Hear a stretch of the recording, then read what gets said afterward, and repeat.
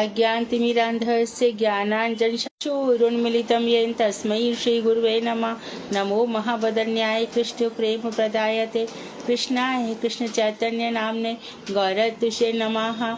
हे कृष्ण करुणा सिंधु दीनबंधो जगतपते गोपेश गोपिकाकांत राधाकांत नमोस्तुते।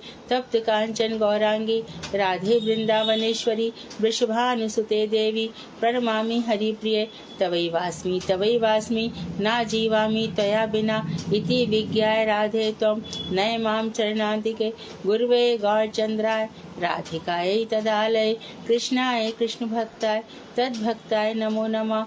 वाञ्छाकल्पतरुभ्यश्च कृपा सिन्धुभ्येव च पतितानां पावनेभ्यो वैष्णवेभ्यो नमो नमः। श्री कृष्ण चैतन्य प्रभु नित्यानंद श्री अद्वैत गदाधर शिवासादि श्री गौर भक्त वृंद। हरे कृष्ण कृष्ण कृष्ण हरे हरे, हरे राम राम राम हरे हरे। मैं सर्वप्रथम मध्य गुरु पाद पद्म नित्य प्रविष्ट ओम विष्णुपाद अष्टोत्तर शतर श्रीमद भक्ति वेदांत श्री नारायण गोस्वामी महाराज मध्य शिक्षा गुरु पाद पद्म नित्य प्रविष्ट ओम विष्णुपाद अष्टोत्तर शतर श्रीमद भक्ति वेदांत श्री बावन गोस्वामी महाराज के श्री चरण कमलों में अनंत कोटि दंडवत प्रणाम कर उनकी अहेतु की कृपा की प्रार्थना करती हूँ। मैं ग्रंथराज श्री चैतन्य शिक्षामृत तदीय रचनाकार ओम विष्णुपाद सच्चिदानंद श्री भक्ति विनोद ठाकुर के श्री चरण कमलों में असंख्य कोटि दंडवत प्रणाम कर उनकी अहेतु की कृपा की वांछा करती हूँ। मैं उपस्थित श्रोता मंडली वैष्णव वैष्णवी सभी के लिए यथा योग्य वंदन अभिवादन दंडवत करती हूँ। तो चैतन्य शिक्षामृत ग्रंथ में जैसा कि हम देख रहे हैं इसमें अमृत ही भरा पड़ा है और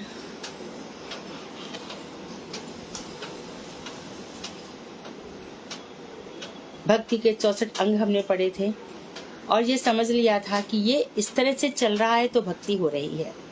भक्ति को छोड़ करके बहुत से लोग ऐसा दंभ कर सकते हैं कि मैं कभी झूठ नहीं बोलता, मैं कभी चोरी नहीं करता, मैं कभी हिंसा नहीं करता, मैं किसी का बुरा नहीं सोचता। तो ये सब में यदि भक्ति नहीं है तो वो भक्ति के 64 अंग में ये सब बातें हैं ही नहीं। हमने देखा कि भक्ति के 64 अंग में ऐसा कहा ही नहीं गया है कि तुम सत्य बोलो, कि तुम चोरी मत करो।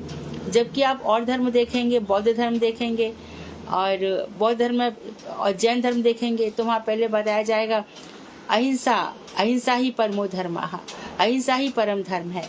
लेकिन हमारे यहाँ बताया गया कि जीव का धर्म क्या है। अहिंसा से ही भगवान मिलते हैं ऐसा कहीं लिखा नहीं है।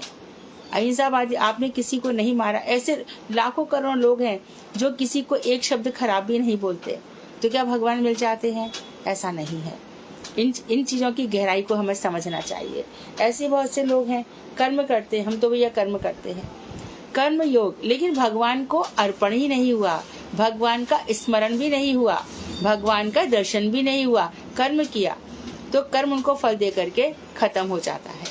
तो कर्म योग जो गीता के प्रथम 6 अध्याय हैं, कर्म से भगवान से जुड़ना है तो वो लोग जुड़ नहीं पाते, कभी नहीं जुड़ पाते, क्योंकि भक्ति बीच में नहीं है।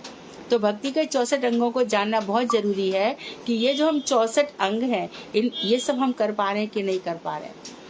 इनमें कुछ अनुकूल रहते हैं, कुछ में हमें त्याग करना पड़ता है, कुछ को ग्रहण करना पड़ता है और धीरे धीरे हम परफेक्ट हो जाते हैं।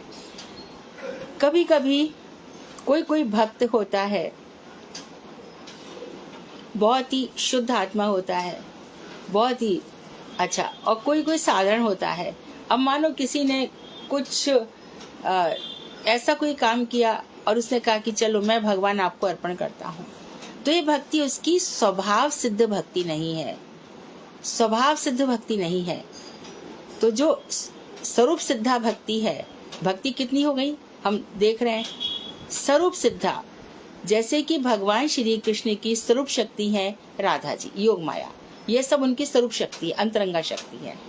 और जीव की स्वरूप वृत्ति क्या है, जीव की आत्मा की वृत्ति क्या है? भक्ति करना। लेकिन वो उस स्वरूप वृत्ति को, अपने स्वरूप को भूल करके हम और जो कुछ कर रहा है, मानो कभी कभी उसने ऐसा कुछ किया और 1 मिनट में उसे कहीं पे कुछ सुनी आया, कहीं पे लगा चलो भगवान मैं जो ये कर रहा हूँ आपको मैंने अर्पण कर दिया। ये आरोप सिद्धा भक्ति है, क्योंकि उससे भगवान की कोई संतुष्टि नहीं है। भक्ति उसको ही कहा जाएगा जिसमें श्री कृष्ण प्रसन्न हो। और संतुष्ट सततम योगी यथात्मा दृढ़ निश्चय, और जो योगी है वो सदैव संतुष्ट रहे और जिसकी आत्मा दृढ़ निश्चय वाली हो। तो इस तरह से भक्ति के अंदर ही अंदर हमें बहुत सारी बातें देखनी पड़ती है। क्यों भक्तियां बढ़ नहीं रही? मैं भजन कर रही हूँ, किस लिए कर रहे हो? भजन कर रहा हूँ किसके लिए? क्या पाने के लिए? क्या करने के लिए? ऑब्जेक्ट तो हमारा क्लियर होना चाहिए। तो पता चला कि बस मुझे अच्छा लगता है, कृष्ण को अच्छा लगता है, हमें उतना करना है। तो भगवान श्री कृष्ण को कोई कथा सुन रहा है, उनको बहुत अच्छा लगता है क्योंकि मेरी बातें सुन रहे हैं। उसके बाद उनको नेक्स्ट स्टेप अच्छा लगता है, सुनकर मेरी बात दूसरों को बता भी रहे हैं। कीर्तन, स्मरण, कुछ भी करते हैं मेरे को भूलते नहीं हैं। प्रयास करते हैं हमेशा कि इनको साधु मिल जाए। क्यों प्रयास करते हैं? क्योंकि इनकी भक्ति आगे बढ़ती रहे, निष्ठा, रुचि, आसक्ति तक बढ़े, भाव आ जाए, प्रेम आ जाए, भाव के अंकुर फूट जाए। तो कर्म योग, ज्ञान जैसे हो गया कि मुझे ज्ञान हो गया, भगवान श्री कृष्ण निराकार है, निर्विकार है, निरंजन है, निर्गुण है, इस तरह से मैंने जान लिया। लेकिन इस ज्ञान से वो कहाँ पे ले जाएगा हमें? मेरी मुक्ति हो जाए। मुक्ति होके कहाँ जाओगे? मुक्ति होके कहाँ जाओगे? वो चीज क्लियर नहीं है। बस मुक्ति हो जाए। मुक्ति होकर पाओगे क्या पा लेगा? तो फिर उस समय लगता है कि भक्ति होगी तो भक्ति और भगवान और भक्त, ये तीन चीजें हैं। भक्त रहेगा, भगवान होगा, भक्ति होगी। आराध्य होंगे, आराधना होगी और आराधक होंगे। खुद भगवान श्री कृष्ण, क्योंकि प्रेम में राधा जी श्री कृष्ण से बहुत बड़ी चढ़ी हैं, इसलिए उनकी आराधना करते हैं। इसे राधा राधिका कहलाती हैं। तो जो कुछ भी किया जा रहा है भक्ति के 64 अंग में, देखो ये सब पालन नहीं होने से हृदय में जो हमारे मुख्य शत्रु हैं, मुख्य शत्रु बाहर के नहीं अंदर के हैं, काम, क्रोध, मद, लोभ, मोह और ईर्ष्या, इन 6 को हम कभी नहीं जीत पाएंगे। और हर बार ये 6 हमारे मन के साथ साथ चलते रहेंगे। इन 6 शत्रुओं को हमें सबसे पहले जीतना है। हमारे मन में कितने अच्छे बुरे भाव निरंतर आते ही रहते हैं। सुमत कुमत सबके उड़ रहे हैं, तुलसीदास जी भी बोले, अच्छी बुद्धि बुरे विचार सबके मन में आते ही हैं। लेकिन धीरे धीरे धीरे भक्ति करते करते उनकी जीत होगी। तो पहले अपने आप को प्रतिष्ठित करना होगा, अपनी आत्मा को प्रतिष्ठित करना होगा। तो सबसे पहले अंदर के शत्रु, बाहर के शत्रुओं के लिए तो हम कह देते हैं इसने हमारा ये कर दिया, इसने हमारा वो कर दिया, इसकी वजह से हमारा ऐसा हो रहा है, इसकी वजह से हमारा। अरे बाहर के शत्रु, यदि इन 6 शत्रु पे हमने जीत ली और उसके बाद 3 ऐशनाएं, धन की इच्छा, पुत्र पौत्री बढ़ते रहें और मेरी इज्जत बढ़े, ये 3 ऐशनाएं हमने जीत ली, तो समझो कि भक्ति के मार्ग का ये प्रवेश द्वार है। क्योंकि भक्ति के अंदर घुसने के बाद तो फिर निष्ठा भी रहे, रुचि भी रहे, आसक्ति भी रहे, साधु संग रहे, मूर्ति पूजा रहे, तुलसी सेवन, ये सब आया कि नहीं आया? स्तुति गाओ, स्तवन गाओ। तो जो भी हम कर रहे हैं उसमें देखना चाहिए कि ये भक्ति के 64 अंग आए कि नहीं आए। इसके बाद ही फिर डिसाइड होता है कि भक्त कौन है। तो उसके बाद फिर हनुमान जी को ले लिया, हाँ भैया वो तो प्रेमी भक्त हैं, उनके रोम रोम में भगवान राम बसे हैं। किम पुरुष पर्श में रहकर हनुमान दिन रात राम के अलावा कुछ सोचते ही नहीं है। इसी प्रकार से ज्ञानी भक्त हैं, प्रहलाद ज्ञानी भक्त हैं, उनको मालूम है कि मेरे भगवान सब जगह हैं। हम लोग कुछ भी हमारे साथ गलत हुआ, खराब हो गया, किसी ने हमारा अपमान कर दिया, किसी ने हमें बुरी बात कह दी, तो हम भूल जाते हैं कि ये भगवान ने मुझे सिखाया है कि हानि हो या लाभ हो, जीवन हो या मरण हो, यश हो या अपयश हो, समान भाव से रहो। क्यों रहना है? क्योंकि हानि और लाभ ये आते जाते रहते हैं। इसी प्रकार से इस शरीर का जन्म और मरण होता रहता है। आत्मा का तो कुछ भी नहीं होता है, आत्मा तो शुद्ध प्रकाशमय है। इसलिए आत्मा में स्थित रहने को कहा गया है। इसलिए कहा गया कि देख तेरा धर्म क्या है। तो अनादिकाल से जब हम कृष्ण से बहिर्मुख थे, तभी कृष्ण ने सोच लिया था कि ये लोगों को मैं वेद लिख दूं, पुराण लिख दूं, भागवत लिख दूं, जिससे समझ जाएंगे कि मेरी भक्ति करोगे तो तुम तर जाओगे, नहीं तो नहीं तर सकते। ये गधा होता है ना उसके सींग होता है, ना पूंछ होती, उसको कुछ दिमाग, मेहनत करता रहता है, मेहनत करता रहता है, इतनी मेहनत करता है वो, और अपने आप को बड़ा खुद, मैं इतनी मेहनत की, मैं किस लिए की, क्या मिला मेहनत करके। आप देखिए 2 रोटी के लिए लोग दिन रात कितनी मेहनत करते हैं, लेकिन भजन में किसका मन गया। तो हम ही को कभी स्वर्ग जैसे सुख मिल जाते, इतने सुख हमारे समय के ही, जैसे कि बहुत लोग होंगे पिछले जन्मों में, जिस समय राजा मान सिंह रहे होंगे, तो उनको लगा होगा कि हम राजा मान सिंह बन जाए। बहुत से लोग ऐसे होंगे कि भैया चलो इन लोगों का बहुत नाम है, टाटा बिरला का या अंबानी का, तो लोग अरे बहुत पैसा है क्या है, लेकिन हम भूल जाते हैं कि हमेशा कोई एक जैसा नहीं रहता। और यदि तुम ये सोचते हो कि धन में सुख है, तो नल कुंवर और मणिग्रीव जो धन के लोभ में धन के लिए मतवाले हो रहे थे, ये 2 वृक्ष थे जिनको यशोदा जी ने भगवान उखल लेते हुए जब यशोदा जी ने भगवान को बांधा था और भगवान उखल को उन दोनों वृक्षों के बीच में ले गए, तब उस 8वां या 9वां अध्याय उसमें तुम पढ़ो कि धन की कितनी निंदा की गई है। इस धन में सारे दोष हैं, उन्मादपन है, छुपाव है, दुराव है। इस धन के लिए इंसान कितना कपट करता है, कितना झूठ बोलता है, मजबूर है वो। इसलिए त्यागात परम शांति, जहाँ पे त्याग है वहाँ परम शांति है। हमेशा ध्यान रखो मेरे कृष्ण का इससे क्या लेना देना। हमेशा ध्यान रखो, परीक्षित की जरा सी गलती हो गई, राजमहल की तरफ मुड़े भी नहीं, मैं 7 दिन यही गंगा के किनारे बैठ करके, देखो वहां पे सूत गोस्वामी शौनक आदि ऋषियों को जो जिज्ञासु हैं कथाएं सुना रहे हैं। आप बताइए मनुष्य मात्र का क्या कर्तव्य है, मरने वाले को क्या करना चाहिए। तो यही सब चीजें हमेशा हम ध्यान रखें। आगे हम पढ़ रहे हैं। तो भक्ति, अब ये समझ में, भक्ति ज्ञान और वैराग्य आदि, पेज 78, ज्ञान और वैराग्य आदि भक्ति के सोपान या अंग नहीं है।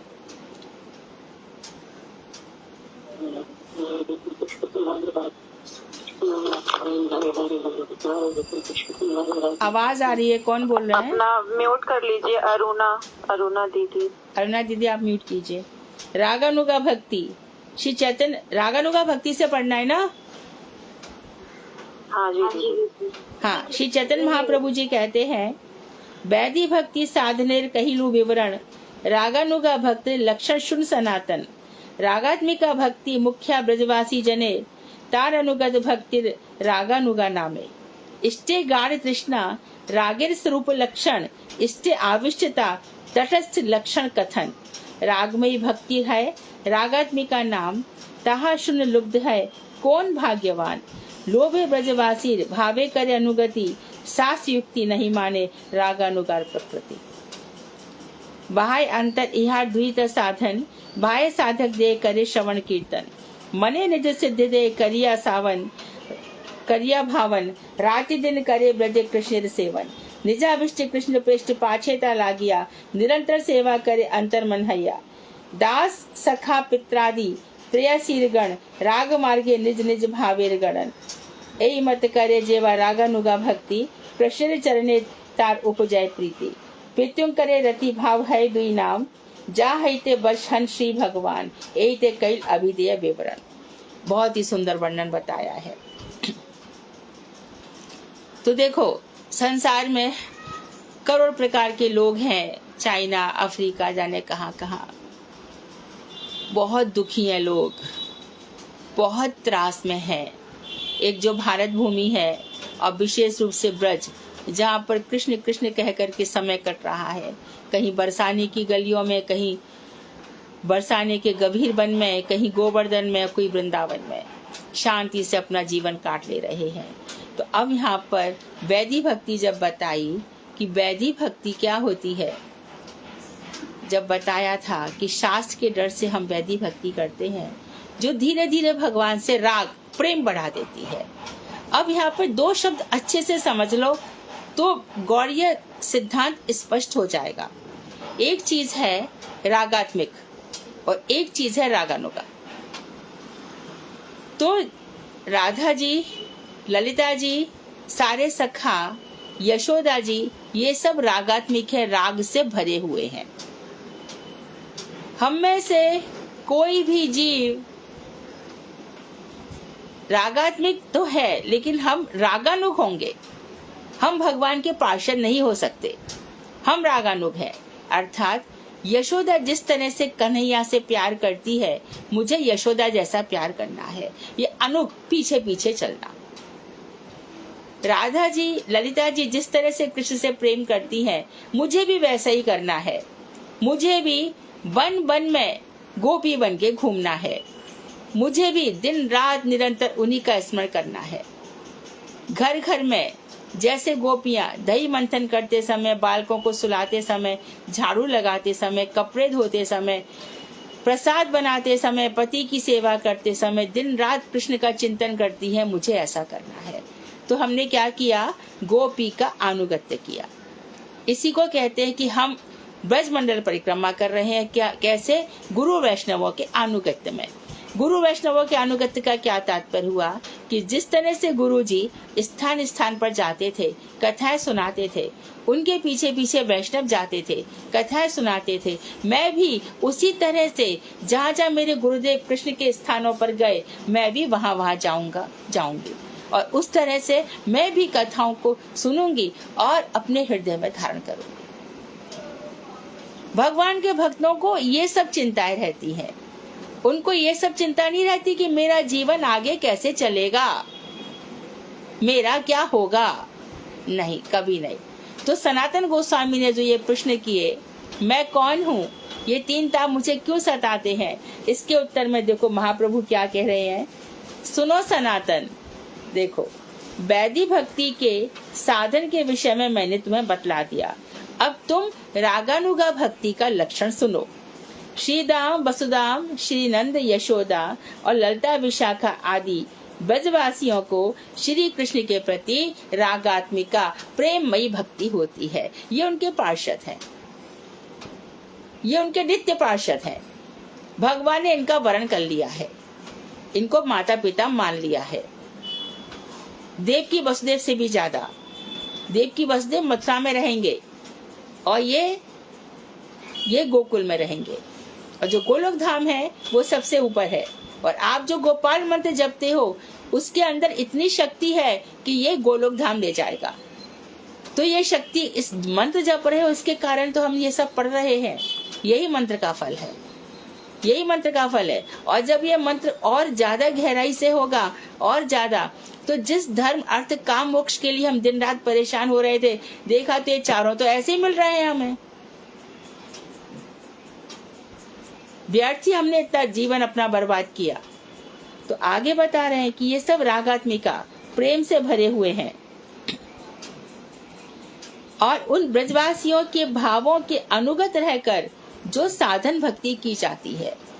तो अभी तक तो हम ये इंद्रियों से जो कर रहे हैं, लेकिन फिर जब इंद्रियों के साथ भाव भी मिल जाते हैं, खाली बस, बहुत से लोग आपने देखे होंगे ऐसे करते रहेंगे। हम कभी कभी इधर जाते हैं मंदिर में तो देखते हैं हरे कृष्ण कृष्ण राम है राम राम, वो उसका शरीर इतना चल रहा है। नहीं, ऐसे नहीं, शांत बैठो, हृदय में बैठो, हरे कृष्ण जो बोल रहे हो भगवान श्री कृष्ण किशोरी जी के चरण दिखाई देने चाहिए, कृष्ण का बक्ष स्थल दिखाई देना चाहिए, हमारी पुकार बिरजा नदी के उस पार पहुंचनी चाहिए।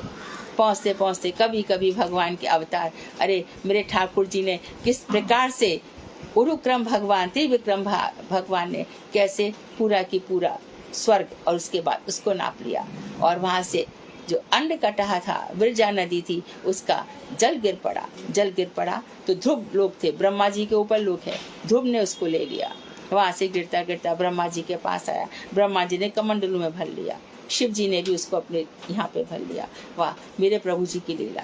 मेरे प्रभु नीचे देखो सुतल लोक में बलि राजा के द्वारपाल बने बैठे हैं। क्या भगवान आपकी सब जगह मैं देख रहा हूँ कि ये विश्व ब्रह्मांड में आप किस तरह से छाए हुए हैं, कैसे एक एक भक्त के साथ आप कैसी कैसी लीला करते हो। नाथ कुछ हमारे साथ भी हो जाए, आपके शरणागत हैं, कुछ हमारे लिए भी हो जाए। किशोरी जी कुछ हमारे ऊपर भी कृपा हो जाए, कहाँ जाए आपके बिना, ऐसे दर्शन हमें भी कुछ हो जाए। तो इस तरह से ये जो अनुगत, तो इसके अनुगत रहकर जो साधन भक्ति की जाती है, भाव आना चाहिए, उसे रागानुगा भक्ति कहते हैं। इष्ट वस्तु श्री नंदन के प्रति प्रगाढ़ तृष्णा राग का स्वरूप लक्षण है। स्वरूप लक्षण का तो समझो, जैसे कि चांद है तो चांदनी उसका स्वरूप लक्षण है, सूर्य है तो उससे धूप निकलेगी, इसका स्वरूप लक्षण है। इसी प्रकार से जो हमारी इष्ट, जो हमारी परम प्रिय, इष्ट मतलब ये मेरे इष्ट देव हैं, जो परम प्रिय वस्तु है श्री नंद नंदन, उसके प्रति हमारी प्रगाढ़ तृष्णा, बहुत गहरा लोभ, ऐसी तृष्णा, बोले इनको बड़ी तृष्णा लगी हुई है, यानी कि दिन रात उसी की प्यास है, कृष्ण प्रेम की प्यास है, तड़फ है, विरह है। ऐसी किशोरी जी देखो विरह के कारण वन वन में घूमती रहती है, आंखों से अश्रुधारा बहती है। सखी आए नहीं अभी तक, देख वहां से कोयल की कुकू की आवाज आ रही है, कहीं उसे श्री कृष्ण के दर्शन तो नहीं कर लिए। देख वहीं से आहट आ रही है, कृष्ण आ रहे हैं, कहीं पत्ते भी बज जाते हैं तो उनको लगता है कृष्ण आ रहे हैं। फिर आके देखती है, फिर बाहर देखती है। तो गौड़ीय संप्रदाय के लोग चाहते हैं कि ये जो भक्त हैं हमारे सारे जो आ गए हैं, इनके ऊपर किशोरी जी की पूरी दया हो, अब इनका जीवन बर्बाद ना हो जाए करोड़ों जन्मों के समान, इस जन्म में अनुगत्य हो, इस तरह से हो। अब बताओ ऐसे अनुगत्य में कौन क्या बोल रहा है, क्या कह रहा है, इसने क्या किया, ये सब की क्या वैल्यू है बताओ। ये भक्तिनोद ठाकुर ने ग्रंथ लिखे, व्यास जी ग्रंथ लिख गए, सुखदेव गोस्वामी बता रहे हैं, परीक्षित सुन रहे हैं, यही सब तो हमारा होना चाहिए। इसके अतिरिक्त और क्या करना है। मरणशील इस शरीर को लेकर के कर, इस ये मरणशील शरीर में तो हम पहले से रह रहे हैं। ये शरीर भी कैसा है, यहाँ कान दुखेगा, कान से पस निकलेगा, माथा भी दुख जाता है, नाक से भी पस निकलता है, मुंह से लार निकल जाए, पूरा शरीर तो गंदा ही है, कुछ भी तो नहीं है शरीर में। फिर भी भाव शुद्धि है, भाव है, हृदय में है, इसी से तो हम पवित्र हैं। इतने गंदे शरीर में रहकर भी बताइए तो गुरु वैष्णवों को हम लोगों से क्यों प्रेम होगा। अपना तो घर परिवार छोड़ आए, फिर भी हम लोगों से प्रीति कर रहे हैं। ये संत वैष्णव अपना घर छोड़ी आए, फिर भी हमसे प्रीति करते हैं। किस लिए करते हैं, हमारे अंदर जो भाव है, देखो भक्ति करना चाहता है, भजन करना चाहता है। तो ये जो भगवान के साथ जो हमारा विरह है, ये जो निष्ठा है, दिन पे दिन बढ़नी चाहिए, रुचि आसक्ति बढ़नी चाहिए। किशोरी जी के लिए हमारे अंदर में अगाध प्रेम होना चाहिए। वन वन में किशोरी जी घूम रही है विरह की पीर भारी, छीजती जाती बिचारी, हार और का भार बनता, मलय विष का सार बनता। है विरह की पीर भारी, कितना विरह किशोरी जी के लिए। छीजती जाती बिचारी, दिन पे दिन किशोरी जी छीज रही है, कमजोर होती जा रही है। एक पतली सी फूल की माला, जूही की माला, चमेली की माला का भी बोझ सह नहीं पाती, क्योंकि हृदय उस विरह से जलता जा रहा है। ये जो विरह की पीर है, जो पीड़ा है, ये हमारे हृदय में यदि आ जाती है तो उसी समय पाप तो उसी समय मिट गए जब राधा जी का नाम लिखा। जितने भी सारे कलमश, ऐष्णाएं, तृष्णाएं सब मिट जाते हैं। फिर हृदय एकदम प्रेम से सराबोर रहता है। जैसे नदी में तरंगें उठती रहती हैं, इसी प्रकार स्वच्छ हृदय में भक्त भगवान के लिए तरंगें उठती रहती हैं।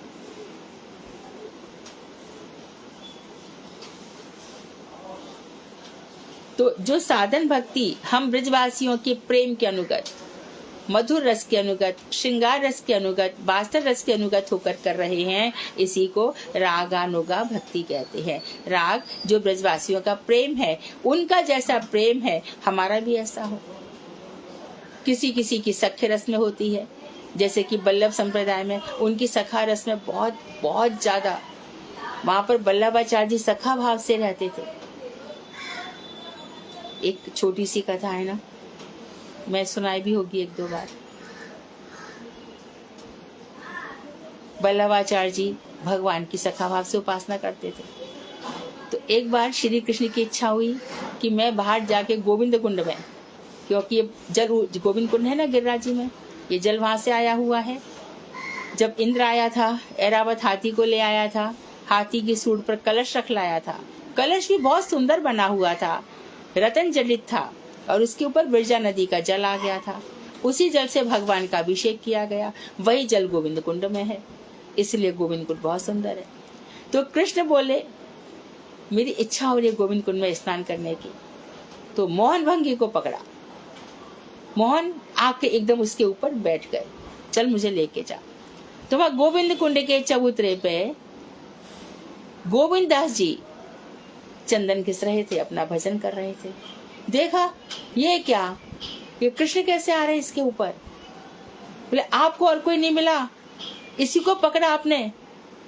तो उनसे गले लगाना चाहते थे सखा को, मुझे मत छूना, धक्का दे दिया, चल में गिर गए। अब मोहन भंगी वहां से भाग लिया। अब कृष्ण वहां से कहे कि मैं जाऊं कैसे, अब रास्ते में कैसे जाऊं। तो मोहन से कह रहे हैं मोहन मोहन, मोहन तो भाग रहा है, अरे मोहन रुक, नहीं आपका तो कुछ नहीं जाएगा, और पब्लिक मुझे पीट डालेगी, मार डालेगी। फिर आकाश मार्ग से मंदिर में जाके बैठ गए। बल्लभाचार्य जी आए, पट खोले, नाथ आज वस्त्र कैसे भीग रहे हैं। पीछे पीछे गोविंदास जी आ रहे हैं, भगवान के पीछे पीछे। तो भगवान ने देखा ये सामने खड़ा है, तो बोले बल्लभ भट्ट पीछे देखो, ये आ रहा है, ये बताएगा मेरे कपड़े भीगे हुए क्यों हैं। तो गोविंदास बोले क्यों, काम आपने करे हैं, कुछ मुझसे रहे हो, बताओ आप क्या करके आए हो। तो बल्लभाचार्य जी बोले क्या रे तू ही बोल दे भाई। तो बोले कि आज स्नान करने के लिए इनको क्या सूझी, मोहन भंगी के ऊपर बैठ के आए, और वहां पे जब मैंने इनको धक्का दे दियो तब जाके ये यहाँ पे विराजे हैं। तो बल्लभाचार्य जी बोले तो जा मैं तू नाराज क्यों है गोविंद भैया, ये बात बता। अरे जो जाके ऊपर ठाकुर जी स्वयं बैठ गए, वो अस्पृश्य कैसे है सके, तू इतना परेशान क्यों है रोय। तो ये जो भगवान है ये भाव के भूखे हैं। इनको न हम कौन स्त्री है ना पुरुष है, न ब्राह्मण है कि वैश्य है कि शूद्र है कि गुर्जर है, कोई मतलब नहीं है इनको, कुछ मतलब नहीं है। राग चाहिए, ऐसा प्रेम चाहिए, और ऐसे प्रेम के दीवाने हैं कि इनको मुझे गोपियां ताड़ती हैं, मुझे छछिया भर छाछ पे नाच नचाती है, मैं नाचता हूं। शंकर ब्रह्मा सब मेरी उपासना करते हैं, पर किसी के आगे झुकता नहीं हूं, कोई मुझे बस में नहीं कर सकता। शेष महेश गणेश दिनेश सुरेश हो जाए निरंतर गावे, ताही अनादि अनंत अखंड अछेद अभेद सो भेद बतावे। नारद से सुख व्यास रटे पचिहारे तऊ पार न पावे, ताही अहिर की छोहरिया छछिया भर छाछ पे नाच नचावे। छछिया भर छाछ पे नाच नचावे, छछिया भर छाछ पे नाच नचावे। तो वही श्री कृष्ण अपनी कथा सुनना भी पसंद करते हैं और जाकर के किसी को सुनाओ तो भी बहुत पसंद करते हैं, और दिन रात उनकी इन कथाओं को याद करो तो वो भी उनको बहुत रुचि लगती, बहुत रास आता है, बड़े प्रसन्न रहते हैं। तो क्या करते हैं कृष्ण प्रसन्नता से? सबसे पहले संसार भुला देते हैं। कौन माँ, कौन बाप, कौन पति, कौन पत्नी, कौन बेटा, कौन बेटी। ये कृष्ण की दया है, ये कृष्ण की कृपा है।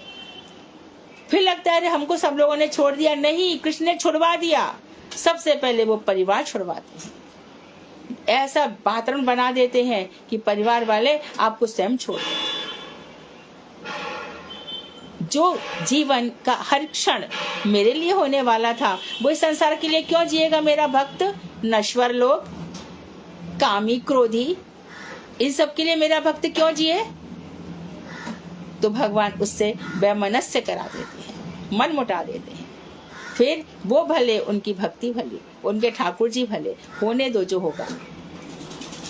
तो ऐसे है रागानुगा भक्ति।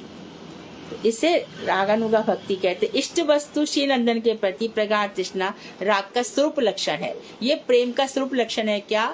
प्रेम का स्वरूप, जैसे मैंने बताया कि चांद का स्वरूप है चांदनी, सूर्य का स्वरूप है धूप, इसी प्रकार से जो प्रेम है भगवान के प्रति, इष्ट वस्तु के जो प्रगाढ़ तृष्णा है, भगवान के लिए दिन रात कलप रहे हैं, ये प्रेम का स्वरूप लक्षण है। अब हम कह सकते हैं प्रेमी। तथा उनमें गाढ़ी आसक्ति राग का तटस्थ लक्षण है, और भगवान के अंदर बहुत ही गाढ़ी आसक्ति हो गई है, ये तटस्थ लक्षण है। तो स्वरूप लक्षण क्या है? प्रगाढ़ तृष्णा, और आसक्ति से भी ऊपर हो जाएगा प्रगाढ़ तृष्णा। तटस्थ लक्षण किसी किसी में हो भी सकती है और किसी में नहीं भी हो सकती है, ये तटस्थ लक्षण है। ऐसी रागमयी भक्ति को रागात्मिका भक्ति कहते हैं। इस रागात्मिका भक्ति के विषय में श्रवण कर किसी ब्रिले सौभाग्यवान साधक के हृदय में उसे प्राप्त करने का लोभ जागृत होता है। जब लोग कहते हैं ओ भगवान के प्रति ऐसा प्रेम है। खेलत शाम खेलन में को काको गुसैया, दाव लग गया, जो हारेगा जीतने वाले की पीठ पर चढ़ेगा और उसको आगे तक ले जाना पड़ेगा। कन्हैया हार गए, श्री दामा जीत गए, और श्री दाम से बोले, श्री दाम बोले कन्हैया अब तू मेरे को लेके चल। मैं लेके नहीं जाऊंगा, क्यों? मैं राजा का बेटा हूँ। राजा का बेटा होगा तो अपने घर का, अब तेरी बारी है, तू मुझे लेके चल। खेलत में को काको गुसैया, हरि हारे जीते श्री दामा, बरवसी कत करत रसैया। रूठ कर बैठ गए, मैं राजा का बेटा हूँ, मेरे 9 लाख गाय हैं, 9 लाख गाय होंगी तेरे अपने घर में, यहाँ पे तू हमारा सखा है। तो ऐसी भक्ति के प्रति लोभ होता है। जब इतने श्याम सुंदर, इतने जो संसार भर को चला रहे हैं, परम शक्तिमान है, अकल ब्रह्मांड कोटि नायक है, और जरा से प्रेम करो तो इतना झुक जाते हैं। ऐसा प्रेम करने वाला कहाँ मिलेगा? योग क्षेमम बहामे हम अनन्या चिंतयन्तो माम, अनन्य चिंतन से मुझे भज रहे हैं, उनका योग क्षेम मैं वहन करता हूँ। भगवान आध्यात्मिक जितने भी पारमार्थिक हैं, आपके सारे काम कर देते हैं। संसार में आप सोचोगे हमारा ऐसा हो जाए तो उनकी मर्जी है, तो भी उसको मंगल ही समझना चाहिए। सूर्य से यदि बर्फ मांगोगे तो सूर्य देगा क्या? कृष्ण से भक्ति मांगो तो कृष्ण भक्ति देंगे। संसार उनको रास नहीं आता। इसे यदि आप ये समझते हो कि संसार में उसके यहाँ बहुत पैसा है, बंगला है, गाड़ियां हैं, कोठी, तो वो ये कभी मत समझना। यदि ऐसा होता तो संसार में सभी लोग भगवान का भजन करते। दारा सुत लक्ष्मी पापी के भी होए, और संत समागम हरि कथा यह दुर्लभ है। तो ये तो पापी है, चोर चकारे, उन सब के यहाँ भी तो लक्ष्मी हो जाती है।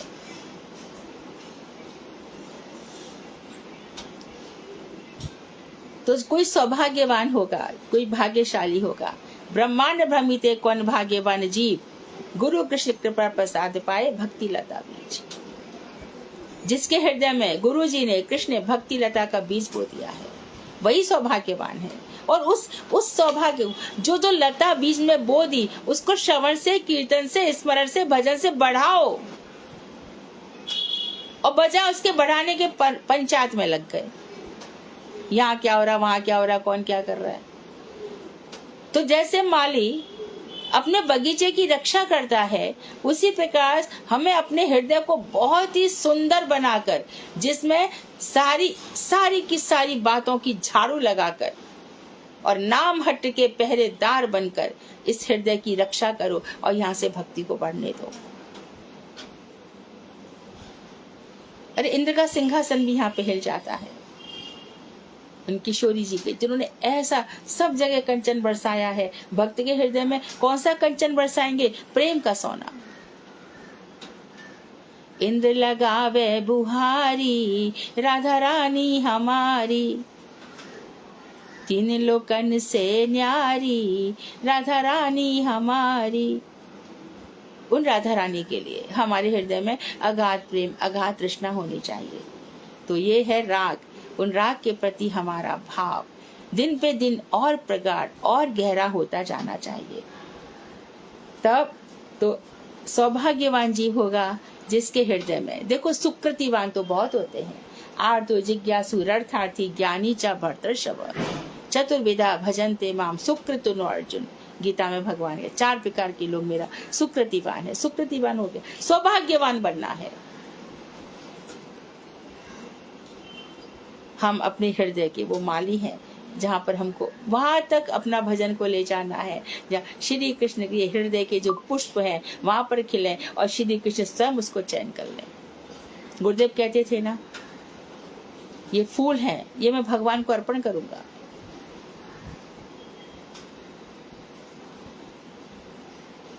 तो जब इन ब्रजवासियों के भावों का, और यदि कोई ऐसी, तो हमें ग्रंथ सुनना है और उन्हीं बातों का पालन करना है। यदि किसी की बातों से हमारी भक्ति बढ़ती नहीं है तो उससे बातें करना कम कर दो। ब्रजवासियों के भावों का अनुगमन करने लगता है। रागानुगा साधकों का स्वभाव ही ऐसा बन जाता है कि वे शास्त्र युक्ति तर्कों की अपेक्षा नहीं रखते। शास्त्र क्या युक्ति है, क्या तर्क है, वे ये सब अपेक्षा, उनको कोई ऐसे एक्सपेक्टेशंस नहीं रखते। इस भक्ति के 2 प्रकार के साधन होते हैं, एक तो बाह्य साधन और एक है आभ्यंतर साधन। अर्थात जब कोई रागानुगा भक्ति करता है तो बाह्य रूप से साधक क्या करता है? शरीर से, अर्थात अपने कानों से तो सुनता है और मुख से कीर्तन करता है। पूरा साधु तो वही है, खुद भी आचरण करे और प्रचार करे। एक खाली आचरण कर रहा है, प्रचार नहीं कर रहा, वो आधा साधु है। और जो प्रचार कर रहा है, आचरण नहीं कर रहा, वो कर्मी है, भक्त नहीं है। वो दुनिया को लूट रहा है, भोले भाले लोगों को पागल बना रहा है। जो खुद आचरण नहीं करता, मात्र प्रचार करता है, दुनिया को दिखाए हम भक्ति करते हैं। और जो आचरण भी कर रहे हैं, प्रचार भी कर रहे हैं, वही साधु है। और साधु का पहला लक्षण है क्या? दीनहीन निष्किंचन, अमानी ना मानते और तरुरूपी सरुष्णा। मठ इत्यादि में जाओगे ना तो बहुत से तो साधु ऐसे मिल जाएंगे, हंसते रहेंगे, मुस्कुराते रहेंगे, हमने कुछ खाया पिया, अरे हम साफ कर देंगे, आप रहने दो। ऐसे बहुत दीनहीन हो जाएंगे। और एक होंगे, ए क्या कर रहा है इधर, यहाँ पे क्या वैसा कर रहा है, यहाँ ऐसे क्यों करी है, ऐसे सब। तो इसी से हमें पहचान होनी चाहिए कि महाप्रभु के शिक्षास्तक का पालन कौन कर रहा है। हृदय को जरूरत नहीं है किसी से पूछने की ये कैसे साधु हैं, मैं इनको मानूं कि नहीं मानूं। हमारे शिक्षास्तक, मना शिक्षा, उपदेशामृत और शिक्षास्तक, इन तीनों के इनमें लक्षण देखे जा रहे हैं कि नहीं जा रहे हैं। तो अपने आप हृदय में प्रतिफलित, प्रतिबिंबित हो जाएगा ये साधु कैसा है। तो शरीर से श्रवण करें और मुख से कीर्तन करें, ये बाह्य साधन है। और मन ही मन सिद्ध देह की भावना द्वारा दिन रात ब्रज में अवस्थित रहकर श्री कृष्ण की और श्री कृष्ण के प्रिय परिकरों की अपने भावों के अनुकूल मानसिक सेवा को आभ्यंतर साधन कहती है। तो ये तो हो गया बाहर। और अब मन ही मन अपनी सिद्ध देह की भावना, अनचिंतयन्तो माम, सिद्ध देह, जैसा कि जैव धर्म में पढ़ा, हम मंजरी हैं, हम मंजरी हैं। हमारा सिद्ध स्वरूप क्या है? हमारी आत्मा का, चाहे वो पुरुष हो चाहे स्त्री हो, वो सिद्ध है। सिद्ध स्वरूप क्या है? क्योंकि वहां पर श्री कृष्ण के राज्य में वहाँ गोपियों का ही प्रवेश है, एकमात्र पुरुष है, वही भोगता है। और वहां पर जो राधा जी है, मैं इतना मेरा कलेवर जो विग्रह है इतना सुंदर है, मैंने ऐसी साड़ी, अपने आप ही जब भजन बढ़ जाएगा तो मंदिर स्वरूप प्रकट हो जाएगा, रूप भी प्रकट होगा, वेश भी प्रकट होगा, अलंकार भी प्रकट होंगे, नाम भी प्रकट होगा, कौन मैया है, कौन पिता है, कौन पति है, ये सब प्रकट हो जाएंगे। तो ये है निज सिद्ध दे। इसकी भावना द्वारा दिन रात ग्रह था के बने था के कहीं भी रहो, हृदय से वन में ही रहना है। वन में अवस्थित रहकर श्री कृष्ण और श्री कृष्ण के जो प्रिय परिकर हैं, यही राधा, यशोदा इत्यादि, इनके भावों के अनुकूल, अपने भावों के अनुकूल मानसिक सेवा को अभ्यंतर साधन कहते हैं, आंतरिक साधन कहते हैं। मानसिक सेवा चल रही है। मानसिक सेवा भी हजारों प्रकार की देखी गई है, नोट भी की गई है। अभी हमारे सामने की ही बात है, कुछ समय हो गए होंगे, 20-22 साल हो गए होंगे, राधा कुंड में अचानक इत्र की सुगंध फैल रही थी। एक बाबा वहां पे भजन कर रहे थे, भजन में वो गए और इत्र लेकर गए ठाकुर जी को लगाने के लिए। ठाकुर जी ने इत्र मल दूं आपके, तो इत्र में ले जा रहे थे तो भाव में उनकी इत्र की बोतल गिर गई। वहाँ कोई बोतल गिरी नहीं है, कुछ भी नहीं हुआ, लेकिन चारों तरफ इत्र की सुगंध, और वो एकदम, अरे मेरी तो सेवा अधूरी रह गई, इत्र गिर गया यार। कहाँ पे गिर गया, क्या हो गया? देखा तो सुगंध फैल गई। अरे बाबा मानसिक सेवा में थे। इसी प्रकार से नरोत्तम ठाकुर लोकनाथ गोस्वामी जहाँ जहाँ शौच करें, लोकनाथ साफ करते जाए। वो जहाँ जहाँ भी जाए हर दिन लोकनाथ गोस्वामी बोले, ऐसा कौन है जो मैं जहाँ जाता हूँ वहाँ साफ रहता हूँ। तो तू मेरे को इस तरह से, राजा है नरोत्तम ठाकुर, कितने बड़े राजा हैं दक्षिण में। वहां से आए और आकर, अरे ऐसा कौन? तो मैं आपसे शिष्य, मुझे शिष्य बना दो, शादी माँ आपके चरणों में हूँ। बोले हम किसी को शिष्य नहीं बनाते हैं। नहीं बना रहे, उनको 2 बार वापस भेज दिया, घर चले गए, जा राज का संभाल, तुझे भगवान ने राजा बना के भेजा, चल वहीं पे लग जा।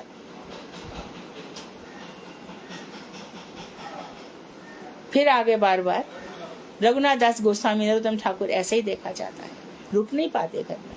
फिर आए तो एक दिन लोकनाथ गोस्वामी मानसी सेवा कर रहे हैं। मानसी सेवा में ठाकुर जी का स्नान भी हो गया, ठाकुर जी को वस्त्र भी धरा दिए।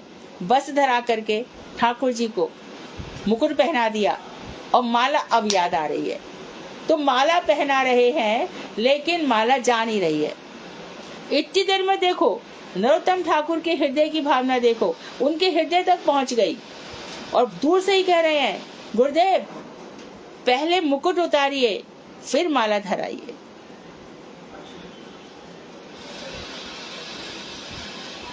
तो इस संसार में ही लगे रहोगे, सोचते रहोगे ये सब, तो इन सब बातों को सोचने के लिए कौन से जन्म की प्रतीक्षा कर रहे हो? हर जन्म में शादी हो जाएगी, ब्याह हो जाएगा, बालक बच्चे, माँ बाप सब मिल जाएंगे। कब तक मरेंगे उनके लिए?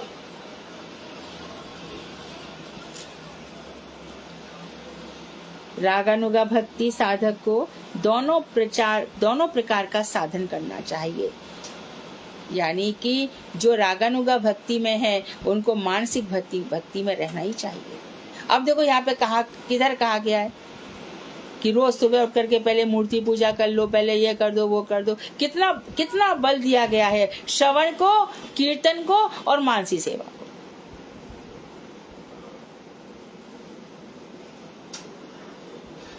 इनिशियल स्टेज पर, प्राइमरी स्टेज पर ये सब बताया गया है।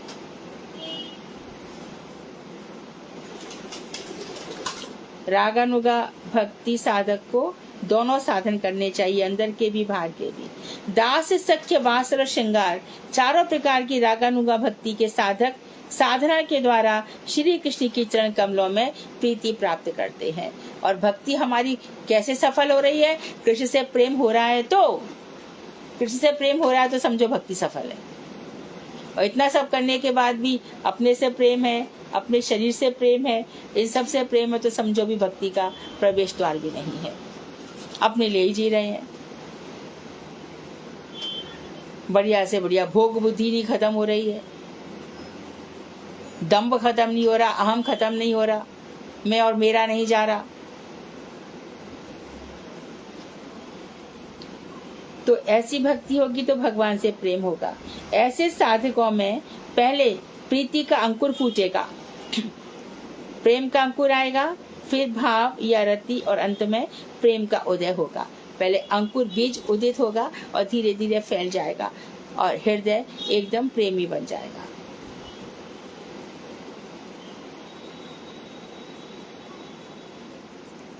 दिन रात भगवान की प्रार्थनाएं होंगी, स्तुति स्तवन होंगे, जहां जहां बैठेंगे, जित देखो तित श्याममयी है। लाली तेरे लाल की जित देखूं तित लाल, लाली देखन मैं गई मैं भी हो गई लाल, जित देखूं तित श्याममयी है। श्याम मन श्याम तन श्याम ही हमारो धन, उधो आठो याम हमें श्याम ही सो काम है।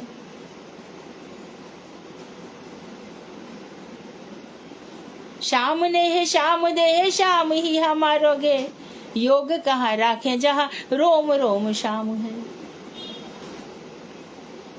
उद्धव की बोलती बंद कर दो। ऐसा प्रेम, दिन रात चिंतन, हृदय में कमल खिले, वहां पे आकर के ठाकुर जी विराजमान है।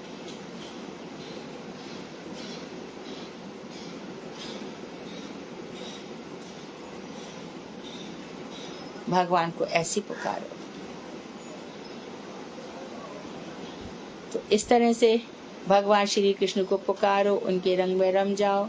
गौड़ीय गीति गुच्छ में कितने बढ़िया बढ़िया भजन है, उनको गाओ, हृदय से गाओ, समझ के गाओ। राधा कृष्ण प्राण मोर जुगल किशोर, जीवने मरणे गति आर नाही मोर। ऐसा प्रेम है भगवान के साथ।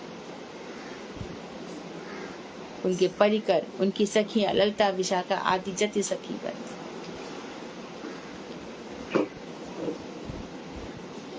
इसी शरीर से बंसी भी सुनाई पड़ेगी, इसी शरीर से कोयल की कूक भी सुनाई पड़ेगी। इसी शरीर से जब मानसी सेवा हो जाएगी तो जमुना में हंस पक्षी भी दिखाई देंगे, सारस पक्षी भी दिखाई देंगे, मयूर की केका भी सुनाई पड़ेगी।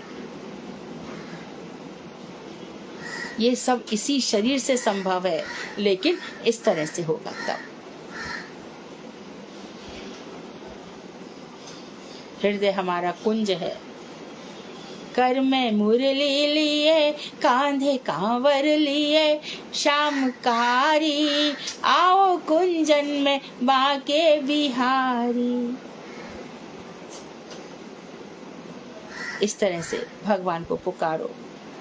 पुकार जिसको पुकारोगे वो तो सुनता ही है। आम देखो, आम इंसान, अरे मैं तो तेरे को बहुत याद कर रही थी कि तेरा फोन आ गया। जब यहाँ पर ऐसा होता है तो नित्य जगत में नहीं होगा। तो यहाँ पर एक अंश से बैठे हमारे हृदय में अंतर्यामी बनकर।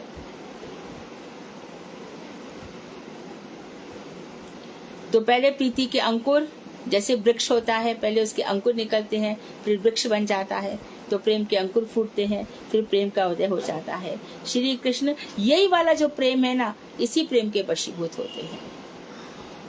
अहम भक्त पराधीनो, ये जो महाराज अम्बरीश है शुद्ध भक्त है, नवदा भक्ति में लगे हैं। राज का सब छोड़ दिया, मंत्रियों से कह दिया, ब्राह्मणों से कह दिया, तुम लोग देख लो, मैं तो मधुबन में एकादशी करने जा रहा हूँ। कल तो छोड़ना है, आज ही क्यों नहीं? यही वाला जो प्रेम है, इसी के प्रेम के वशीभूत हुए हैं। इसी को जब लगा देते अपने भक्तों के लिए सुदर्शन कवच, ये मेरी रक्षा कर रहा है, अरे ये हमारी रक्षा, चारों तरफ भगवान अपने भक्तों के लिए लगा देते हैं। ये अभिधेय तत्व यानी साधन तत्व जिसे मैंने तुम्हें बतलाया, ये बहुत ही रहस्यपूर्ण और दुर्लभ है। वैदिक साधन भक्ति और रागानुगा साधन भक्ति का भेद बतलाकर श्रीमन महाप्रभु जी ने अभिधेय साधन तत्व की समाप्ति की है। चतुर्थ वृष्टि में रागानुगा तत्व का विचार परिष्कृत रूप से किया गया है और भी अधिक बतलाया जाएगा। तो कल हम पढ़ेंगे क्रम पथ ही कल्याणप्रद है। वांछा कल्पतरुभ्यश्च कृपा सिन्धुभ्येव च पतितानां पावनेभ्यो वैष्णवेभ्यो नमः।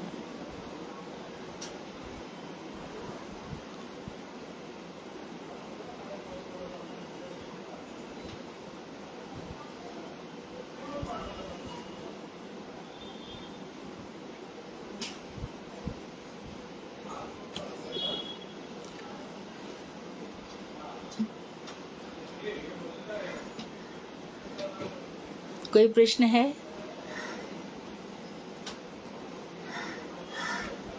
हरे कृष्णा दीदी, दंडवत प्रणाम। हाँ। दीदी आप एक बार मुझे थोड़ा अच्छे से और समझा दो। ये जो इष्ट वस्तु से नंद के प्रति प्रगाढ़ कृष्णा राग का स्वरूप लक्षण है। हाँ। ये राग का स्वरूप लक्षण प्रेम का जो जैसे कि प्रेम का, जैसे कि चांद का स्वरूप क्या है? चांदनी। बर्फ का स्वरूप है ठंडक। इसी प्रकार से जो इष्ट वस्तु है भगवान श्री कृष्ण, उनके प्रति जो हमारा प्रेम है, यदि प्रेम है तो उनके प्रति हमारी गाढ़ तृष्णा होगी, बहुत ज्यादा उनके प्रति लोभ होगा, बहुत लोभमयी भक्ति होगी, अपने आप ही होगी। फिर वो जो नीचे दिया गाढ़ी आसक्ति राग का तटस्थ लक्षण। हाँ, ये राग का और ज्यादा आसक्ति कहाँ तक पहुँची है, ये सबकी अलग अलग, ये तटस्थ लक्षण। ठीक है। ये सब मतलब अपनी अपनी भक्ति की लेवल हाँ, कहाँ तक पहुँचे। हाँ। ठीक है दीदी, अब समझ में।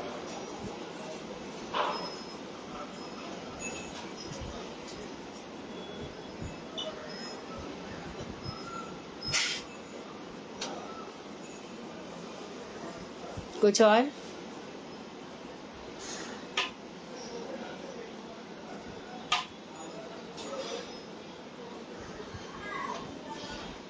रख दो?